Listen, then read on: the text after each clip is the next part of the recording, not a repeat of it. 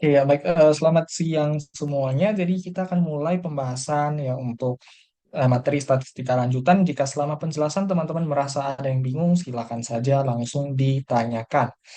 Nah, jadi kita mulai dari nomor satu ya.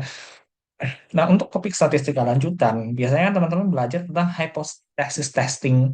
Itu sekarang tuh concerning to population. Nah, jadi kalau di statik kita belajarnya itu hanya tentang satu populasi, maka di statistika lanjutan itu kita kembangkan model dengan mempelajari yang lebih dari satu populasi. Nah, untuk tahap pertama kita akan belajar bagaimana kita menghandle hypothesis testing untuk yang dua population. Nah, seperti biasa, parameter of interest kita itu sebenarnya bisa parameter of interest kita itu sebenarnya biasa bisa beberapa jenis ya. Nah, tapi untuk yang di topik chapter 10 ini kan kita belajar tentang yang rata-rata dan juga tentang proportion ya. Nah, jadi kita lihat dari nomor satu, kandidat di local election ya, dia berpikir bahwa senior itu by far itu adalah pendukung terbaiknya. Nah, dia yakin nih bahwa perbedaan dukungan ya antara yang senior dan non senior itu lebih dari 15%. Nah, untuk memverify keyakinan dia ini, tim pendukungnya itu melakukan sampel terhadap 100 orang senior dan yang 150 non senior untuk menghitung sebenarnya proporsi dukungan dari tiap kelompok kepada kandidat tersebut. Nah, ditemukan bahwa 50 senior itu mendukung dia dan 36 yang non senior itu mendukung dia. Nah, yang pertama, teman-teman diminta menspesify competing hypothesis to determine if the difference in the support between yang senior dan non-senior itu di atas 15%. Nah, untuk yang soal satu ini kan kita berbicara tentang persentase dukungan kan. Nah, jadi ini berbicara tentang portion, ya, proporsi yang mendukung dari senior dan proporsi yang mendukung dari tim yang non-senior. Nah, jadi kita tuh bisa coba mendefine H0 ya. Karena sekarang kita itu bicaranya kan tentang proportion ya. Maka nanti kita akan menggunakan notasi P. Jadi ada P1 dan kita ada P2. Nah, tinggal teman-teman mendefine dulu kalian mau P1 yang senior atau P2 yang senior. Itu terserah teman-teman. Yang penting konsisten saja dari awal. Nah, di sini kita coba menghipotesiskan ya, yang P1 itu adalah yang senior. Nah, dia mau bilang, dia klaim bahwa dukungan dari yang senior itu kan memang lebih tinggi. Nah, dia mau tes apakah memang lebih tinggi 15% atau tidak. Nah, jadi desain hipotesis kita itu kan seperti biasa ada H0 dan ada alternatif hipotesis. Tinggal kalian tentukan tandanya.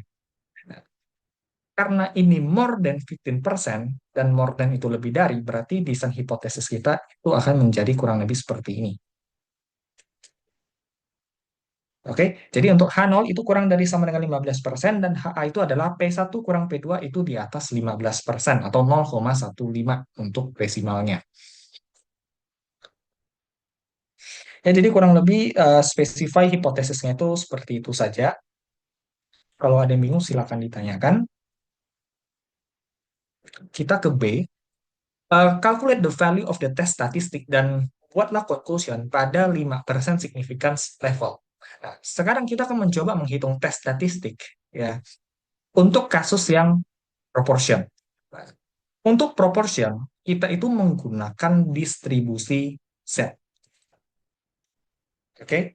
Nah, sebagai informasi saja ya, bahwa dalam perhitungan tes statistik untuk yang kasus proportion itu ada dua tipe, di mana itu tergantung pada nilai yang teman-teman hipotesiskan. Kalau hipotesis difference-nya itu nol, rumusannya kalian pakai yang atas. Tapi kalau difference yang kalian hipotesiskan itu tidak sama dengan nol, maka kalian menggunakan rumusan yang bawah. Dalam kasus kita menghipotesiskan nilainya itu bukan 0, 0,15 ya. Oleh sebab itu karena dia not zero, berarti kalian nanti menghitung hipotesisnya, menghitung tes statistiknya dengan menggunakan formula berikut. Oke, jadi kita akan menggunakan formula yang bawah. Nah, formula bawah ini berarti kan kita butuh menghitung I bar 1 ya. Kemudian kita juga butuh menghitung pi bar 2. Kalian butuh N1, kalian butuh N2. Oke. Nah, pi bar 1 dulu. Sesuai definisi, population satu itu adalah yang senior. Nah, menghitung proporsi yang senior itu gampang. Pi bar 1 itu rumusannya tinggal berapa sih yang mendukung dia dibandingkan terhadap total yang dia sampling. Nah, dia mensampling 100 senior. Dari 100 ini 50 orang mensupport dia, berarti 50 per 100. Oke?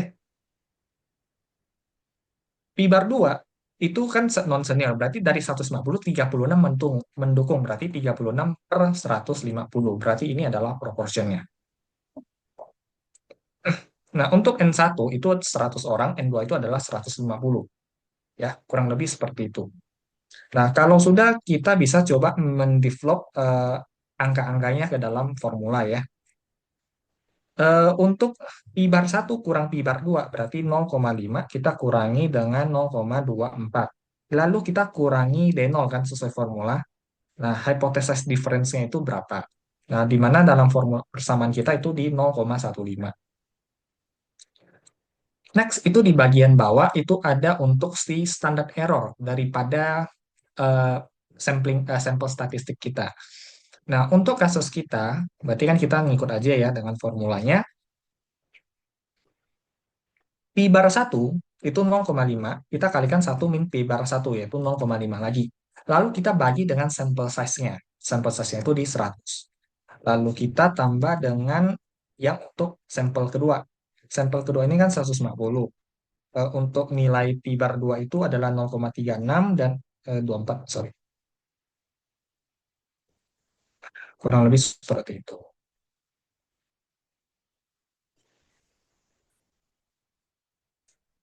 Oke, nah jadi dengan formula ini udah kita masukin, tinggal teman-teman hitung saja sebenarnya nilai tes statistiknya itu berapa.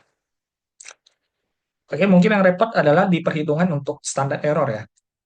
Jadi itu agak diperhatiin saja, berarti ini kan 0,5, kita kalikan 1 min 0,5, lalu kita bagi dengan 100. Lalu kita tambah dengan 0,2, kalikan dengan 1 min 0,24, lalu kita bagi dengan 150. Kalau sudah kita akarkan atau setara dengan pangkat setengah ya. Itu adalah standar error ya atau SE aja. Ya berarti nilai Z kita itu tinggal kita hitung sebagai 0,5 kurangi 0,24 kurangi 0,15 ya.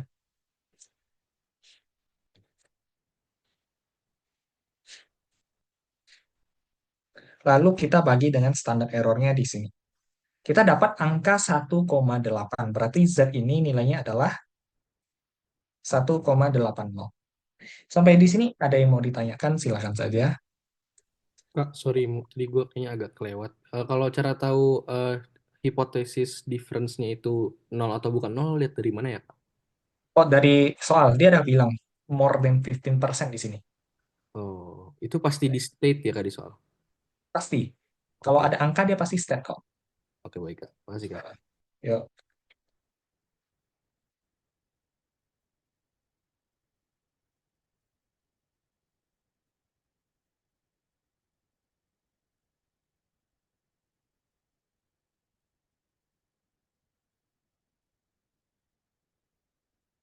Oke.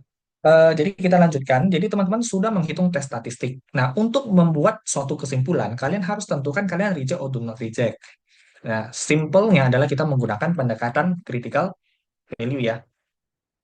Nah, kalau kita pakai pendekatan critical value, ya kita harus mencari tahu dulu lah berapa sih nilai critical value-nya kan. Nah, eh, formula untuk mencari tahu itu kan kita harus tahu kita pakai distribusi apa, di mana sudah jelas kita menggunakan Z distribution tadi, dan alfanya kita juga sudah dikasih tahu itu adalah di yang 5%. Nah, berapakah nilai Z yang 5%? Karena ini one tail ya. Ini kan one tail test.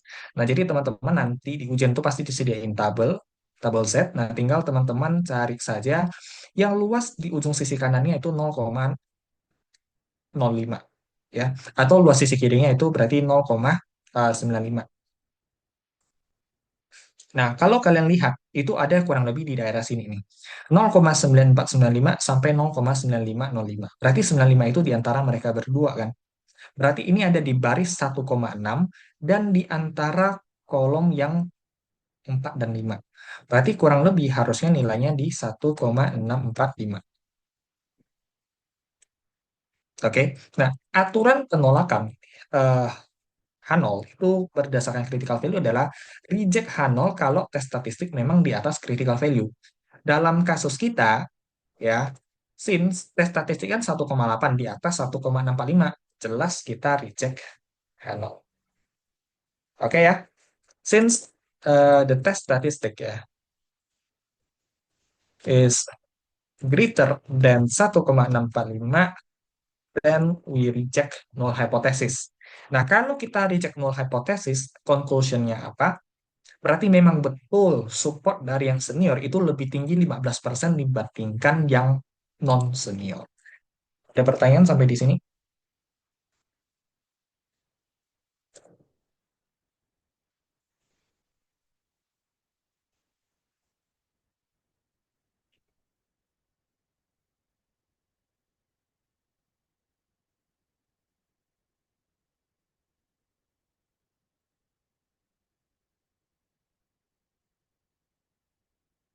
Ya, jadi memang betul di atas 15%.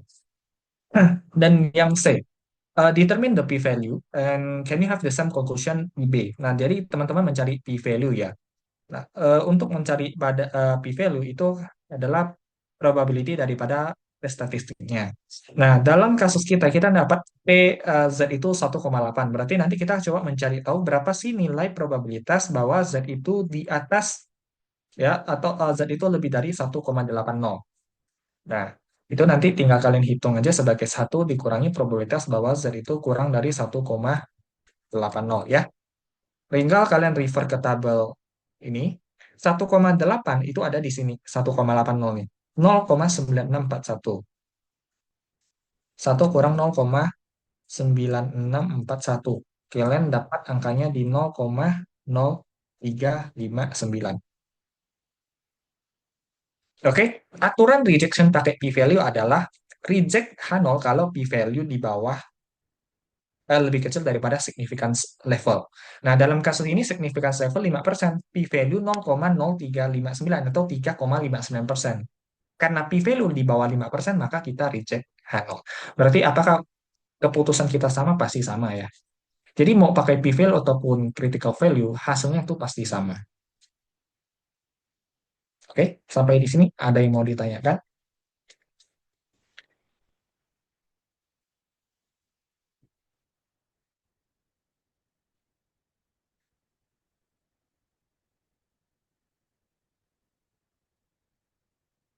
Oke, kalau aman, maka kita lanjut ke nomor 2.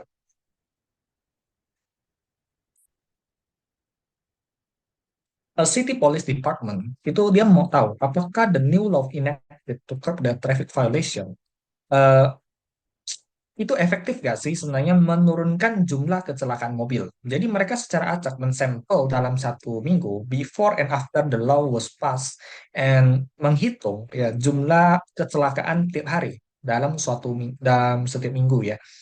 Nah, jadi hitung tuh sebelum hukum itu diterapkan sama setelah. Nah, ternyata misalkan di Senin itu ada 6 kali kecelakaan. Selasa itu 5, Rabu 3, dan seterusnya. Pertanyaan pertama, nah, apakah datanya itu pair? Nah, jadi pair itu berarti maksudnya dia tuh kayak ada hubungan nggak sih? Di antara data satu dan data kedua, before dan after. Jelas jawabannya berpasangan, dia pair ya, berpasangan ya.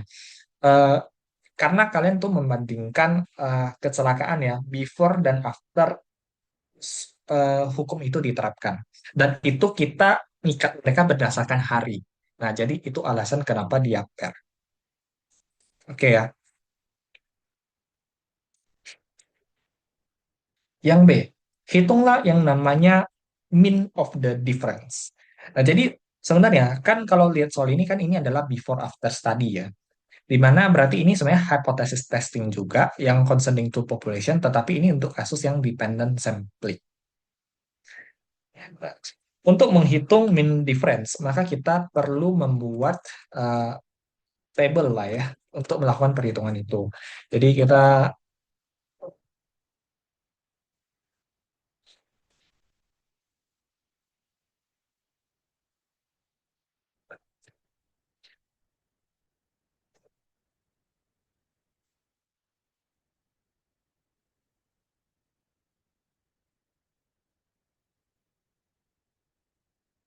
oke. Nah, jadi kurang lebih ini kan angka-angkanya.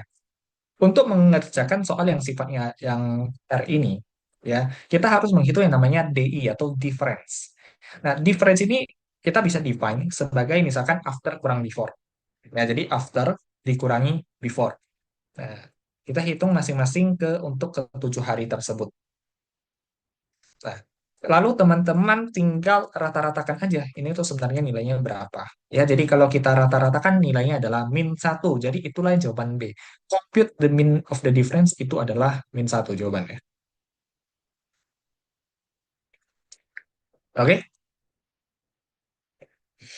Yang C, hitunglah standard deviation daripada difference-difference ini. Eh, Oke, untuk menghitung standar deviasi ya daripada difference-difference ini, sebenarnya caranya adalah kalian tinggal menghitung selisih antara DI terhadap D barnya. Lalu kalian kuadratin. Jadi DI kurang D bar itu maksudnya adalah setiap difference ini dikurangi rata-rata. Jadi D bar itu adalah rata-rata ya. Jadi contohnya misalkan gini nih. Min 3 kalian kurangi min satu pangkat 2 itu tuh berapa?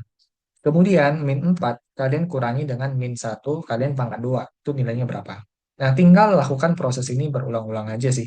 Jadi ini dikurang yang ini pangkat 2 dan seterusnya.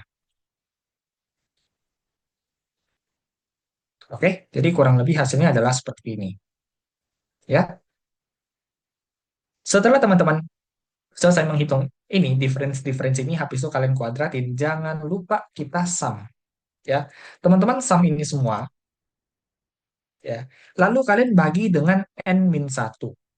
N itu jumlah observation, di sini adalah 7 hari, berarti 7 kurang satu ya, berarti 6 ya. Nah, kalian dapat, ya, ini sebenarnya baru sebutannya varians. Nah, kalau mau menghitung standar deviasi berarti tinggal diakarkan saja jawabannya di 2,31. Sampai di sini ada pertanyaan?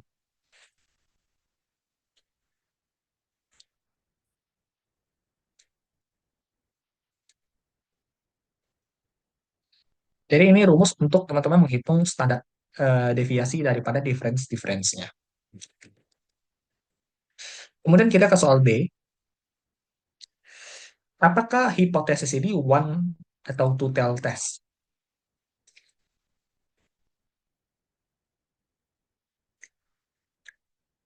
Oke. Nah, persoalan dia one atau two tail test. Sebenarnya kalian harus membaca soal dan memahami apa yang dia mau uji sebenarnya. Nah, City Police Department dia kan mau tahu apakah sebenarnya penerapan hukum itu ya memang berhasil menurunkan jumlah kecelakaan mobil. Logiknya, kalau kecelakaan mobil itu lebih rendah setelah penerapannya, berarti kecelakaan di bagian after ini harusnya lebih kecil dibandingkan before dong. Kalau memang benar-benar efektif ya menurunkan tingkat kecelakaan, berarti after itu harusnya lebih kecil dibandingkan before. Dan kita mendefine DI itu sebagai after kurang before. Dan kalau kita hitung rata-ratanya itu negatif ya. Nah, berarti kan ini kalau teman-teman mau coba define hipotesisnya, berarti ini kita akan karena ini adalah yang tipe yang dependent sampling seperti ini, maka nantinya kita akan mencoba mendesainnya kurang lebih seperti ini. MUD. Jadi yang kita hipotesiskan itu adalah MUD-nya. Nah, MUD ini akan menjadi lebih dari sama dengan 0. Dan HA-nya itu akan menjadi kurang dari 0. Karena untuk menentukan apakah dia efektif atau tidak, yang tercermin pada nilai after yang harusnya memang negatif. Nah, dengan desain hipotesis seperti ini, maka jelas dia adalah one tail.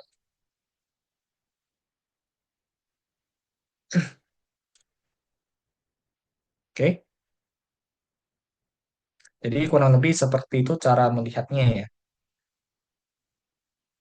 Jadi desain hipotesis kita kurang lebih akan menjadi seperti ini. Dan yang E, find the value of the t statistic and the number of degrees of freedom accordingly. Nah, jadi kita menghitung t statistik. Nah, sudah dikasih tahu berarti kita menggunakan distribusi t ya di sini. Nah,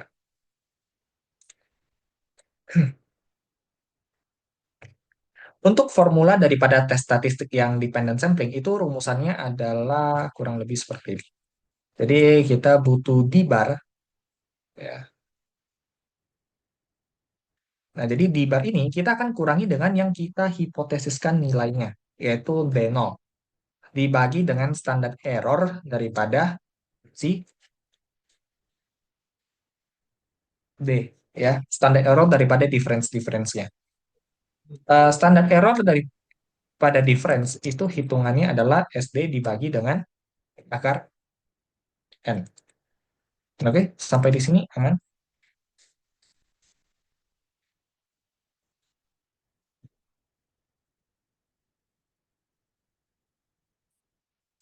Aman nggak? Oke. Nah, jadi teman-teman hanya perlu menggunakan tes statistik seperti ini, tinggal kalian input aja semua informasi. Nah, decrease of freedom itu pasti kalau dalam kasus ini adalah n-1 ya untuk konteks yang ini. N kita 7, min 1 berarti 6. Di bar itu adalah yang tadi kita hitung, min difference-nya itu adalah min 1. Oke. Nah, D0 itu yang kita hipotesiskan. Di mana tadi kita menghipotesiskan nilainya itu adalah 0 kan di sini ya. Kurang lebih seperti itu. Sehingga kita mungkin bisa langsung tulis dia menjadi min 1 aja. Oke. Nah, standar error SD itu adalah standar deviasi tadi. Itu adalah di 2,31 bagi akar N itu bagi akar 7 berarti. Nah, tinggal kita hitung aja nanti nilainya berapa. Jadi min 1 kita bagi dengan yang 2, ini bagi dengan 7 pangkat setengah. Itu jawabannya adalah di negatif 1,15. Negatif 1,15. Oke, jadi ini adalah nilai tes statistiknya, decrease of freedom-nya 6. Yang F, berikan kesimpulan terhadap pengujian hipotesis kalian pada tingkat 5% significance ya. Jadi tingkat significance levelnya itu 5%. Oke, nah, berikan conclusion terserah seperti biasa mau pakai critical value atau p-value approach ya. Nah, coba kita menggunakan critical value, maka kita perlu menentukan sebenarnya nilai P-nya itu berapa, critical value-nya. Nah, kita tinggal mencari berapa sih nilai T supaya ini kan one tail ya, jadi 0,05. Jadi berapa kan nilai T supaya luas di ujung kurvanya itu 5% pada saat decrease of freedom-nya 6.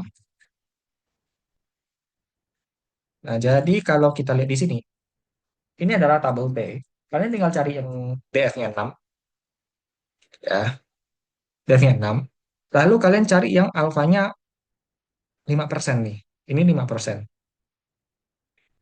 Di 6 berarti tadi nilainya adalah 1,9 ya.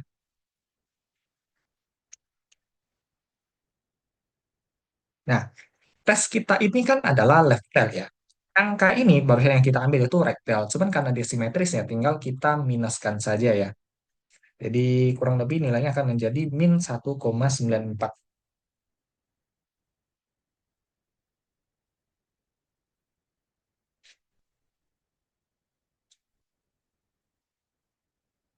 Satu koma sembilan. Oke, nah kita sudah menentukan critical value-nya. Nah, decision-nya adalah reject or do not reject. Kita lihat nih, tes statistik kita di 1,15 minus ya. Dan critical value di min 1,94. Nah, kalau left tail itu kan kita reject kalau dia nilainya lebih kecil dari critical value. Dan dalam kasus ini, tes statistik kita ini masih lebih besar dibandingkan critical value. Jadi kesimpulannya di sini adalah kita do not reject H0. Keputusannya ya.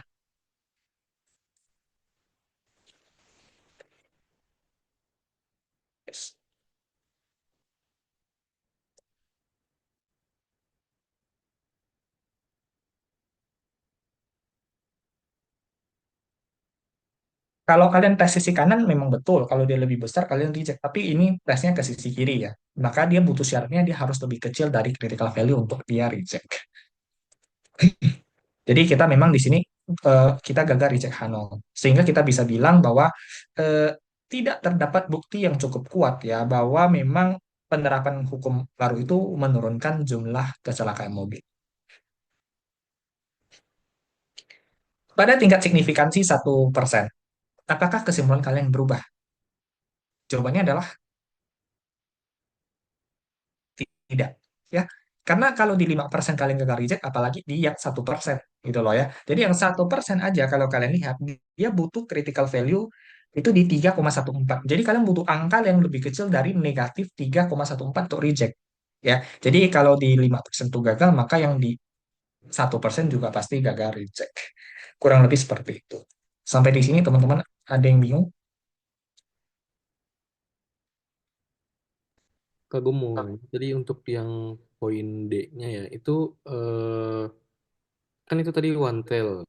Nah, kalau two tail itu yang kayak nomor satu tadi ya Bang, yang kayak range gitu. Satu ini masih one tail. Two Oh, tail itu kalian taunya kalau tandanya sama dengan dan tidak sama dengan. oh, oke, oke, siap. Kasih Bang. Oke. Oke.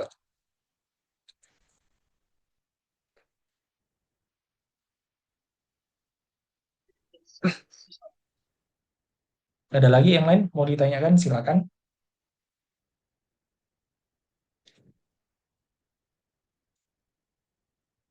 Oke, jadi kurang lebih sebenarnya seperti ini ya. Jadi kalau untuk pengerjaan soal yang dependent, yang before after ini, konsepnya kurang lebih seperti ini.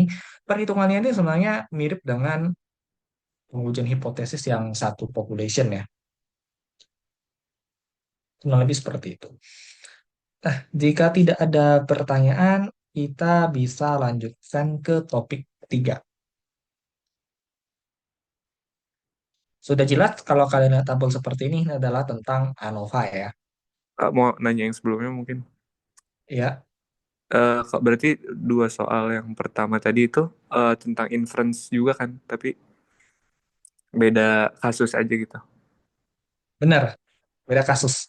Nah, benar. Yang satu tuh yang independen tapi khusus yang proportion, yang kedua ini adalah dependent sampling.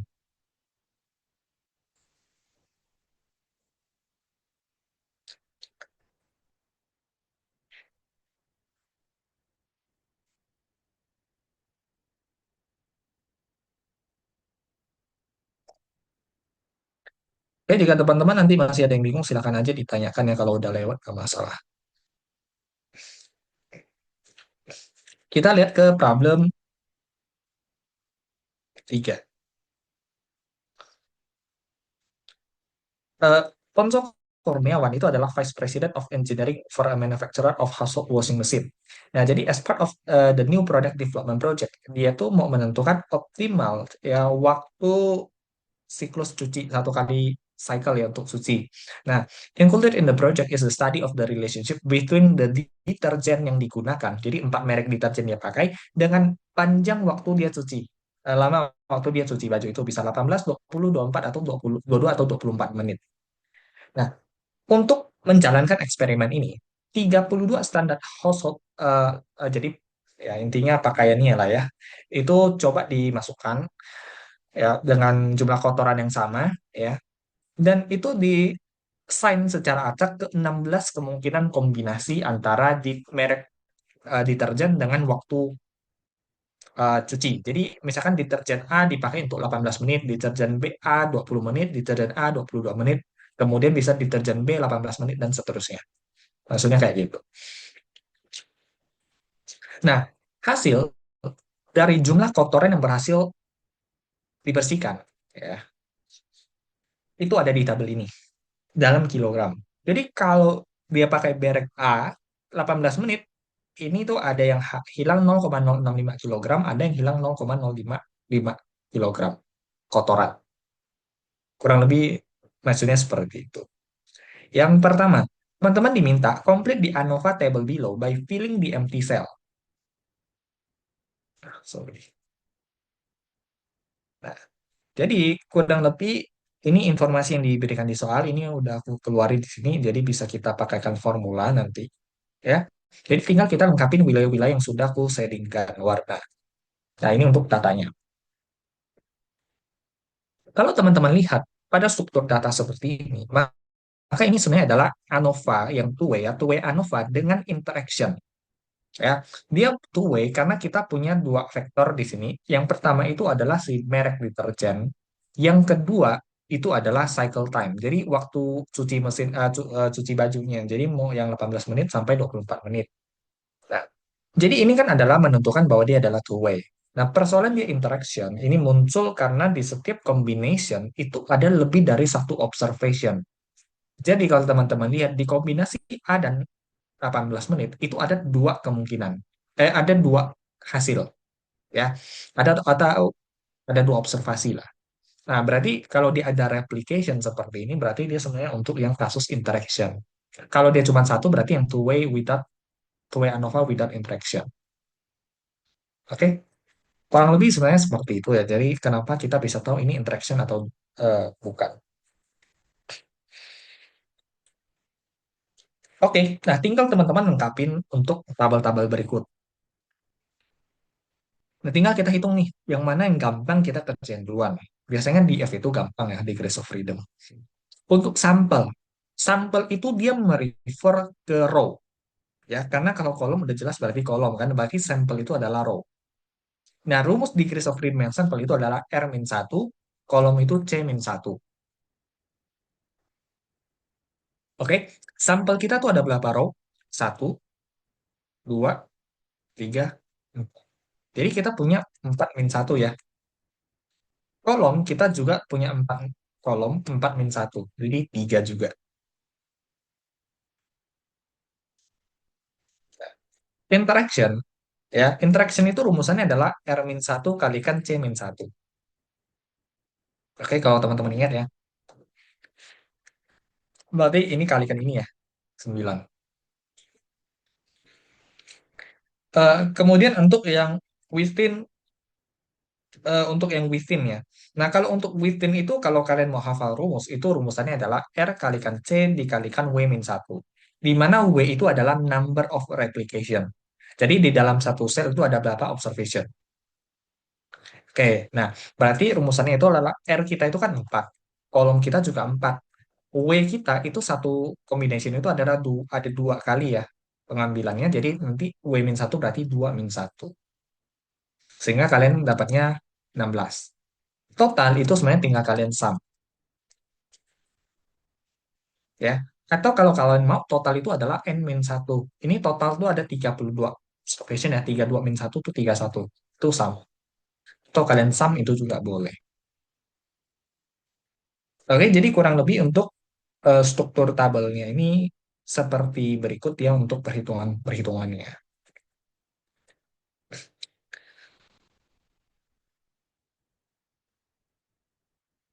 Next, kita bisa kalau bingung tanya aja ya.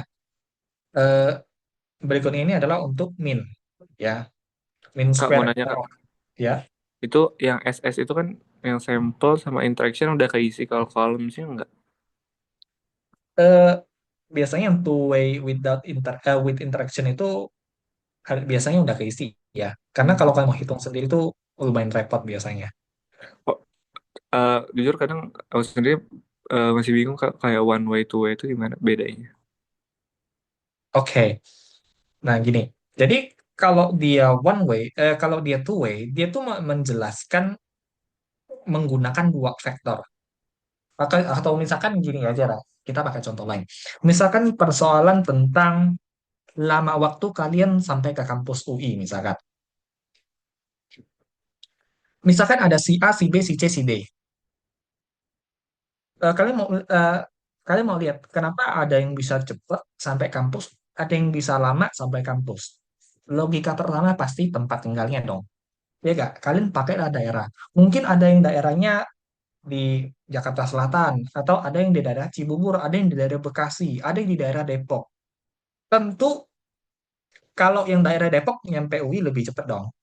Nah, itu logiknya. Jadi kalau kalian mau menjelaskan perbedaan waktu untuk sampai ke kampus UI berdasarkan faktor tempat tinggalnya, it- itu namanya one way ANOVA. Karena kalian menjelaskan hanya pakai satu faktor, yang Depok, Jaksel, Bekasi, Cibubur, misalkan kayak gitu.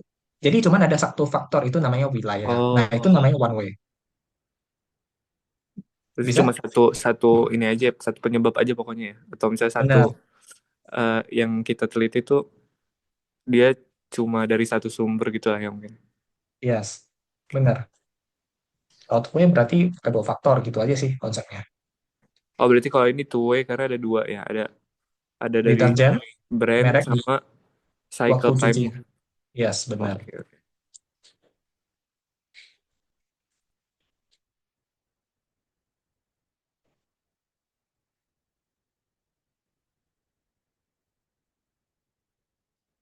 Oke, kurang lebih seperti itu ya untuk Conway to ANOVA. Next, mungkin kita kembali ke complete untuk tabel ini.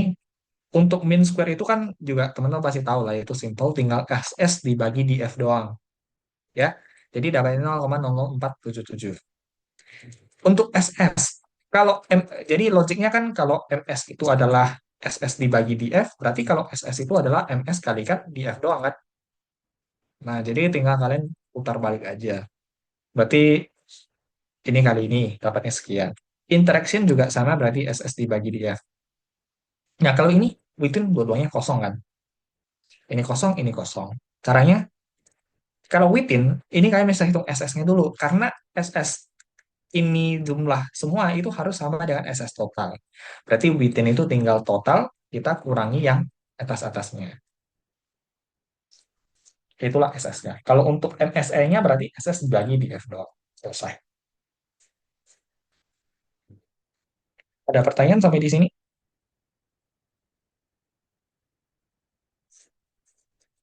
Kalau tidak ada, kita lanjut untuk F. F ini adalah tes statistik sebenarnya.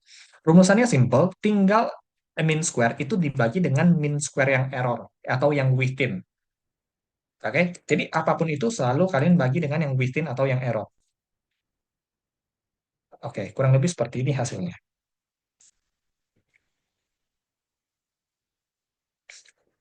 Next, ini adalah untuk F crit. Ini adalah critical value.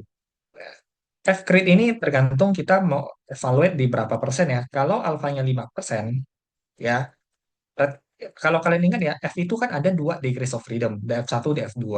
Nah, untuk kasus yang ini, berarti kan kita mencari yang 5% kan. DF1 itu yang sejajar dengan DF di 3. DF2 itu yang punyanya within 16. Berarti kalau yang kasus kedua ini, kolom, ini juga sama. F-nya itu adalah yang 0,05, 3 DF1, DF2-nya 16. Kalau yang ini berarti DF1-nya jadi 9 aja. DF2-nya tetap 16. Karena punyanya within. Oke. Nah, untuk mencari angka-angka critical value secara manual, kalian butuh tabel F. DF2 itu yang vertikal, DF1 itu yang horizontal. DF1 kan 3, berarti kalian cukup lihat di yang bagian ini ya, 3 ini. Nah, DF2 itu tinggal disesuaikan. Ada DF2 yang DF2-nya 16 semua ya. Nah, di sini 16. 16 DF1-nya 1, 2, 3 yang ini.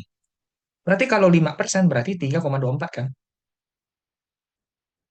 Karena ini yang di 5%, DF1-nya 3, DF2-nya 16. Berarti ini 3,24, ini juga 3,24, dan yang ini 9,16 berarti yang di ujung sini jadinya. Kalau 9 itu berarti yang di sini nih, 2,54 ini. Ada pertanyaan sampai di sini?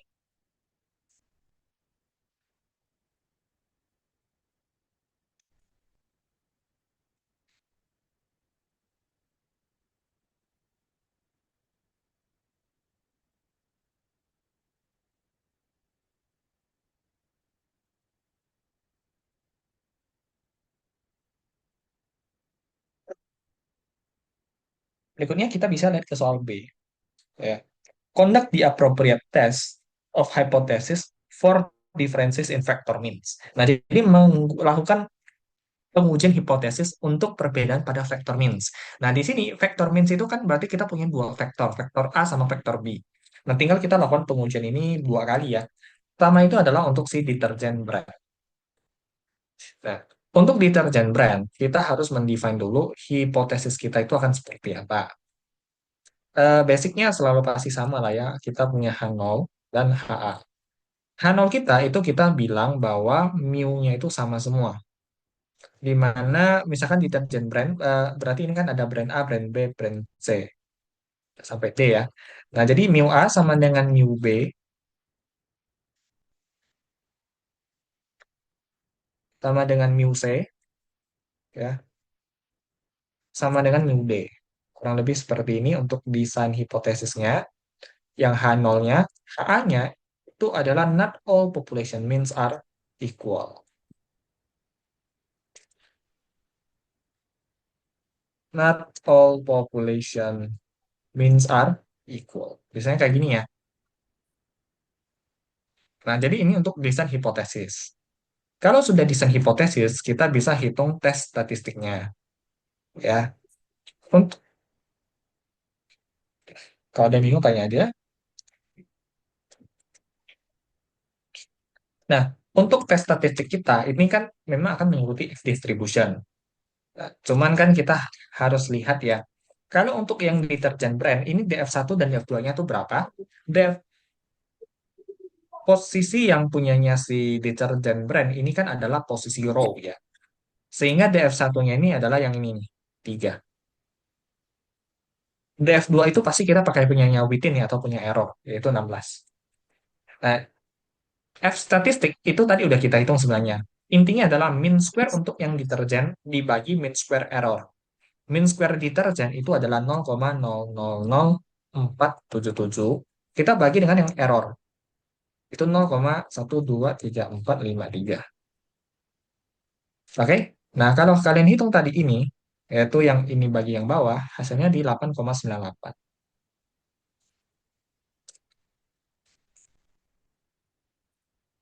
Nah, jadi kita udah hitung tes statistiknya berapa. Next, kita butuh tahu critical value untuk tahu reject atau do not reject kan. Nah, critical value plus 5% di DF13, DF216 tadi kita juga ada cari tuh nilainya di 3,24. Nah, keputusannya adalah jelas kita reject H0 karena 8 lebih besar dari 3. Ya enggak?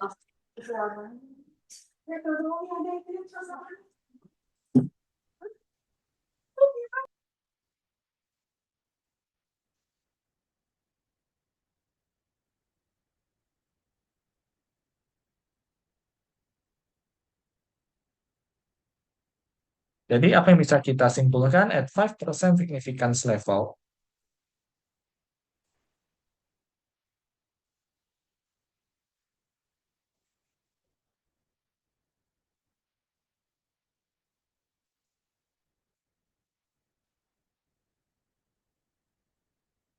Oke, jadi memang betul bahwa kotoran yang dilepas, ya kotoran yang dilepas itu memang berbeda antar deterjen brand. Jadi ternyata brand itu mempengaruhi loh jumlah kotoran baju yang bisa dibersihkan, gitu.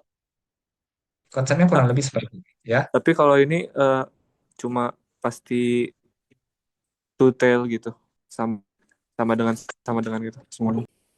Iya, desainnya pasti seperti ini. Berarti kalau ANOVA nggak ada right tail, left tail gitu ya? Eh, oh, sorry. Jadi kalau di dalam ANOVA, hipotesis tes statistik kita itu pasti ujinya ke sisi kanan semua. Tes statistik kita tuh selalu uji ke kanan semua ya. Jadi dia tuh sebenarnya rectal. Cuman secara desain hipotesis dia memang desainnya kan seperti ini. Nah, tapi secara pengujian tesnya itu semua tesnya ke sisi kanan.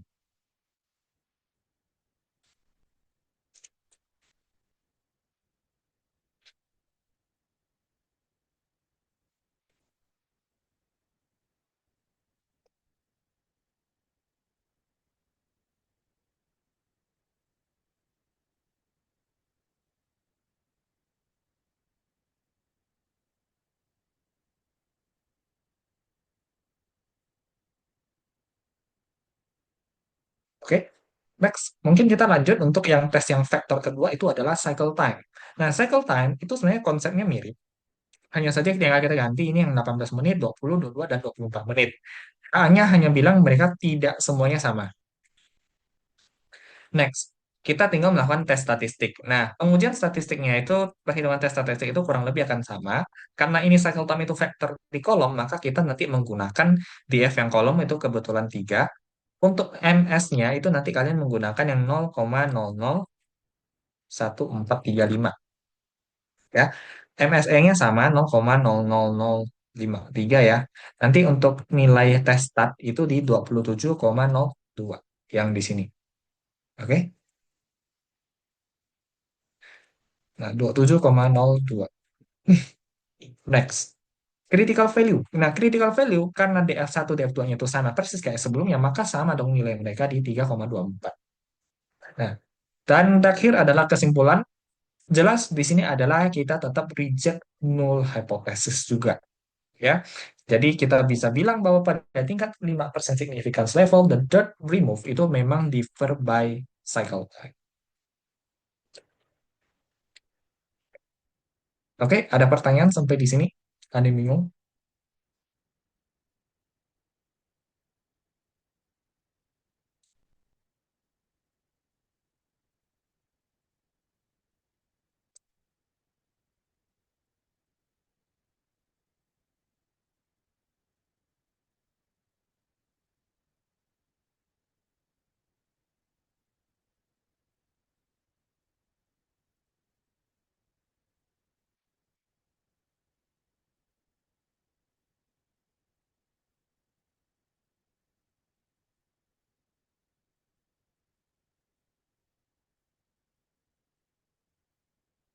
Oke, kurang lebih seperti itu. Dan yang soal C, interpret the result in a brief report. Nah, jadi tinggal teman-teman interpretasikan doang sebenarnya makna-maknanya seperti apa. Jadi mungkin kalian cuma perlu bilang, ya misalkan kalian bilang, oh ternyata eh, jumlah kotoran yang berhasil dibersihkan itu memang tergantung pada merek deterjen dan juga berbeda berdasarkan cycle time. Kurang lebih kalian mungkin bisa bilang seperti itu ya. Atau kalau kalian mau jelasin hal lain juga oke-oke aja ya. Selama itu sesuai dengan riset yang kalian temukan tadi.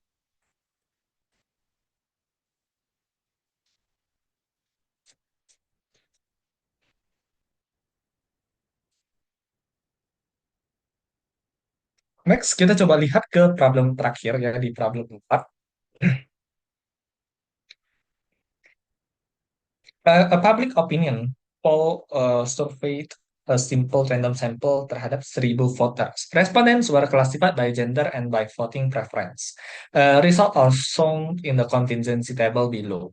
A. Using the test for independence, specify the competing hypothesis to determine whether the voting preference depends on gender. Nah, jadi di sini kan memang dia sudah melakukan survei voting preference, dia classified itu memang kandidat-kandidat dan juga male atau female ya. Nah, dia minta kita menggunakan test for independence. Oke. Nah, test for independence berarti sebenarnya kita bisa menggunakan yang chi-square test. Oke, chi-square test for independence. Nah, di sini kita akan coba mendefine si apa namanya hipotesis kita. Jadi di sini teman-teman bisa buat misalkan ini adalah H0. Voting preference and gender are independent ya. Biasanya kalau ini kita harus letakin independen di H0. Kalau HA itu yang dependent berarti.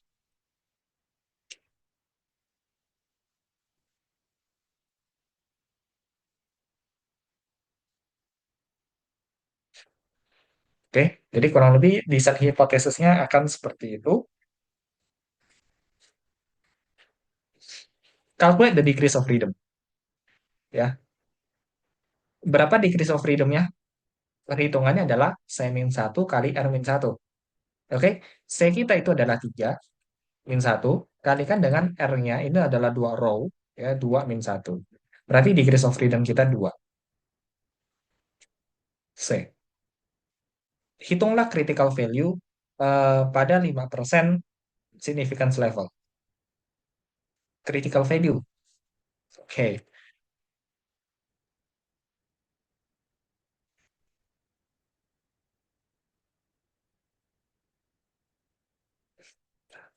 Untuk chi-square test, sesuai namanya ini adalah chi-square test, berarti kita akan menggunakan chi-square distribution.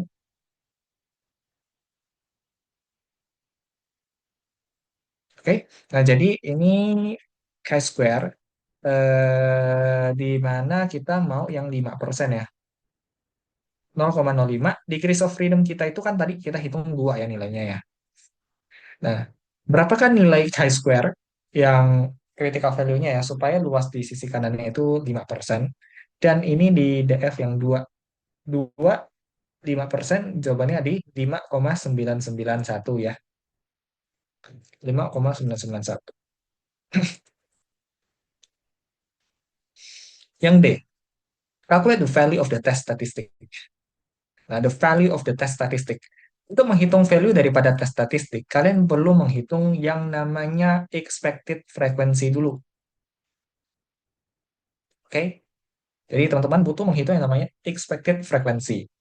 Nah, sebelum untuk menghitung expected frequency, pertama-tama kan kita punya raw data seperti ini ya. Di tabel, di soal aku pindahin keluar. Nah, kita coba sum untuk per kolom dan per row. Ya, kolom hasilnya seperti ini. Kalau per row, itu kurang lebih seperti ini. Ya, berarti yang male itu 400 orang, female 600. Yang vote A itu 450 orang, B 450, C cuma 100. Yang kalian punya di atas, ini namanya observed frequency yang kalian dapatkan. Nah, kita harus mencoba menghitung yang namanya expected frequency. Jadi kalian harus mencoba menghitung kira-kira berapa sih harusnya yang male yang support A kalau ternyata gender sama voting preference itu sifatnya independen.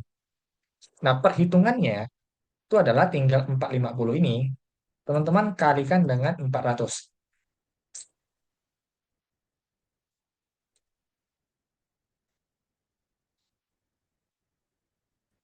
Oke. Nah, kalau sudah kalian harus bagi dengan total observation. Nah, total observation itu kurang lebih kita taruh di sini ya. Misalkan kita sum berarti ini 1000 orang ya. Nah, jadi perhitungannya kurang lebih seperti itu. Kalau bingung tanya.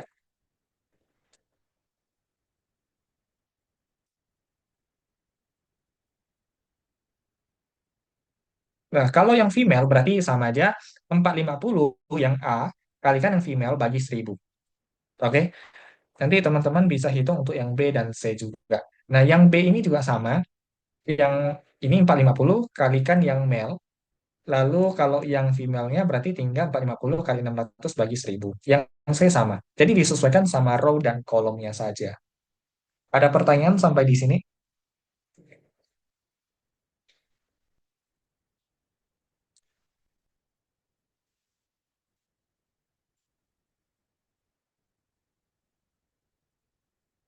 Next, kita baru menghitung yang namanya eh, standardized square deviation lah ya istilahnya. Mungkin ya rumusannya kan adalah OI minus EI kuadrat kita bagi dengan EI kan. Nah, jadi teman-teman tinggal hitung aja. Observe dikurangi dengan yang expected. Kalian pangkat 2 bagi expected. Jadi logiknya adalah seharusnya andai kata kalau male dan gender sama voting itu independen, harusnya kalian menemukan ada 180 pria yang laki-laki yang memvoting si A. Ternyata kita ketemunya 200. Logik mungkin bahasanya kayak gitulah ya. Nah, next tinggal kita hitung-hitung aja difference-nya ya.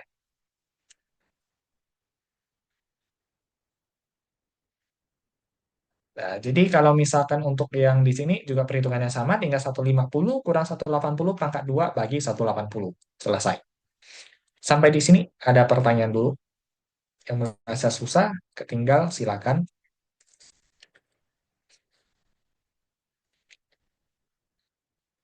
Nah, kalau sudah kalian tinggal sumkan semua difference-difference ini ya. Jadi kalian akan ketemu angka 16,2. Itulah tes statistiknya.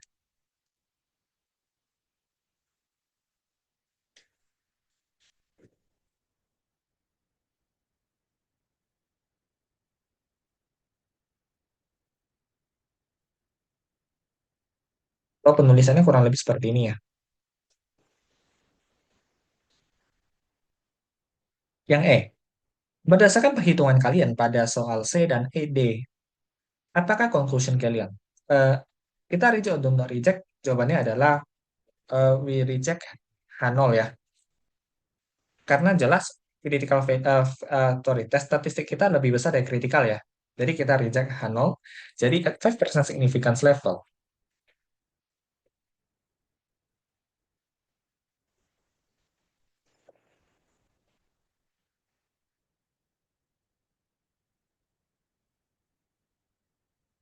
Jadi ternyata mereka tuh dependent. Jadi mereka tuh tidak independen ya. Atau voting preference depends on gender ya. Kalau bingung tanya ya. F. Find the critical value pada tingkat signifikansi 1%. Nah, jadi menghitung critical value, eh, tapi yang di 1% doang. 1% itu berarti 0,01, kita ambil, ya satu itu 9,21 ya.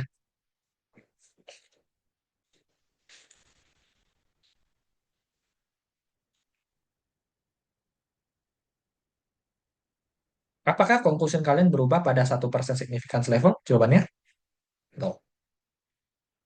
Jawabannya tidak ya. Conclusionnya kita tetap sama, kita reject H0 di tingkat signifikan 1% karena masih lebih besar, 16 dibandingkan 9.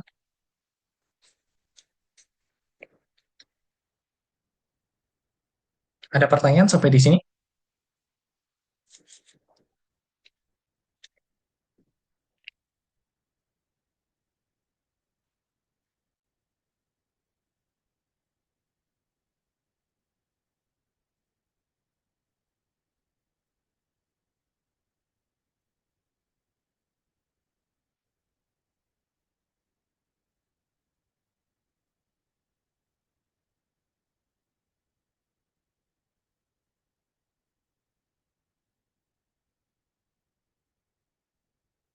Kurang lebih sebenarnya soal ujiannya tipenya seperti ini ya. Ini salah satu soal ujian, jadi 4 soal, kurang lebih materi-materinya seperti ini.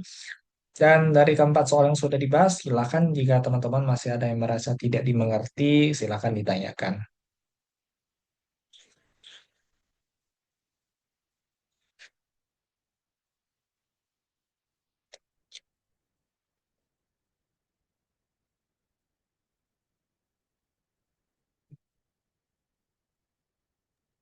Dari teman-teman mungkin ada yang ingin ditanyakan, boleh on mic atau via chat.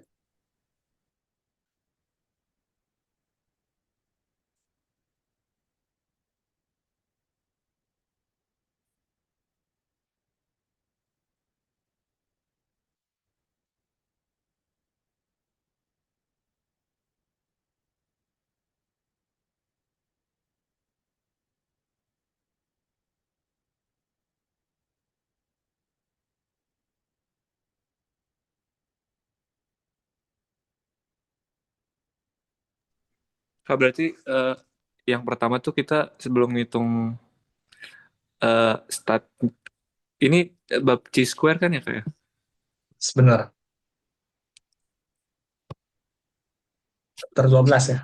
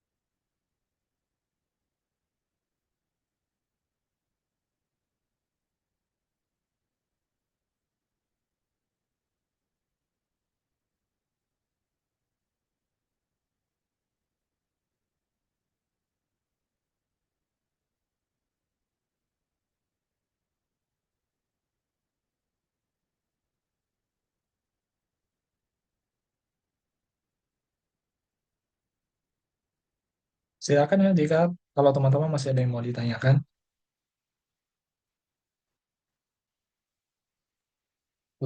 Mungkin itu ada yang dari chat mungkin Oh, ada ya. bantu ini ya.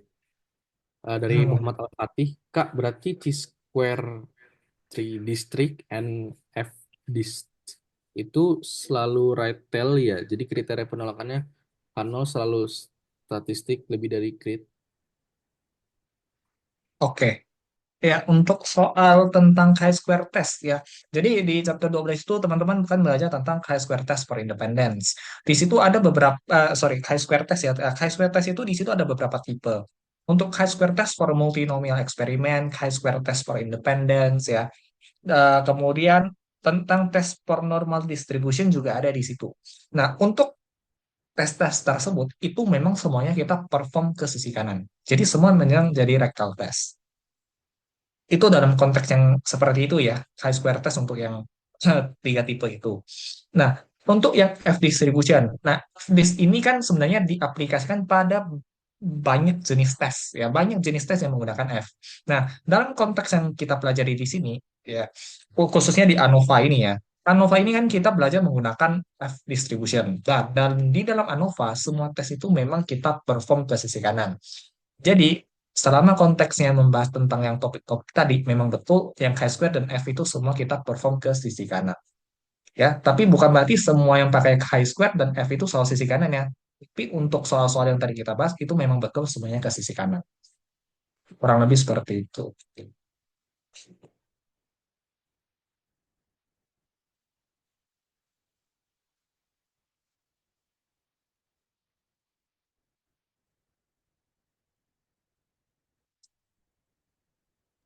Kak tadi menentukan yang poin C itu boleh diulang lagi nggak Kak? Tadi kan buat menentukan yang T statnya ya.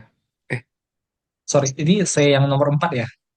iya yang ini, yang C yang 5 Critical. 991. Oh, oke. Nah, oke, dah. Jadi, find the critical value at 5% significance level. Nah, critical value ini kan kita tadi menggunakan chi-square. Nah, Casper itu kalian harus tahu kita pakai significance level berapa persen. Dibilang 5%. Dan kalian butuh tahu degrees of freedom. Degrees of freedom tadi dijawab di soal B itu nilainya 2. Nah, tinggal kalian nanti di soal ujian pasti dikasihkan lah tabel nih tabel chi-square. Nah, di tabel chi-square kalian tuh tinggal lihat tuh di F-nya yang 2, carilah alfa yang 5%. Ya, 5% itu 0,05. Ini DF1, ini DF2. 5,991. 5 koma ya itu ya. Oke, bisa? Oh ya siap. Tapi kalau misalnya yang tadi degree of freedom itu rumusnya eh, yang R row minus eh, 3 kurang 1 sama 2 kurang satu. maksudnya Jadi berarti tiga kolom kurang 2 row. C min 1 ya benar. R min 1. Ini rumusannya ya. Oke, Kak. Thank you. Thank you, Kak. Yo.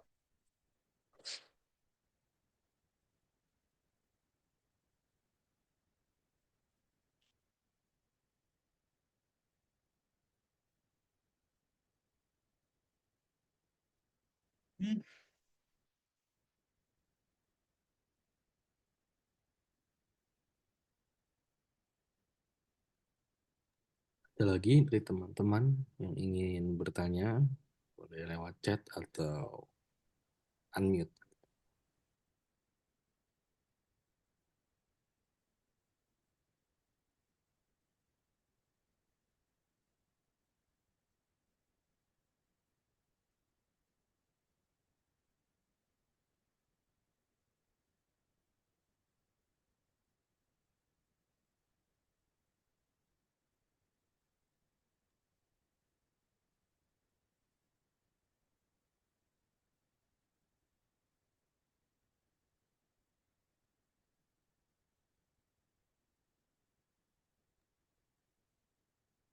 Baik, mungkin kalau memang tidak ada, mungkin apakah kita cukupkan Kak Winarko?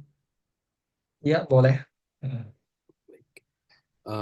Mungkin jika ada yang ingin ditanyakan ke depannya mungkin saat melihat materinya nanti boleh hubungi Kak Winarko ya.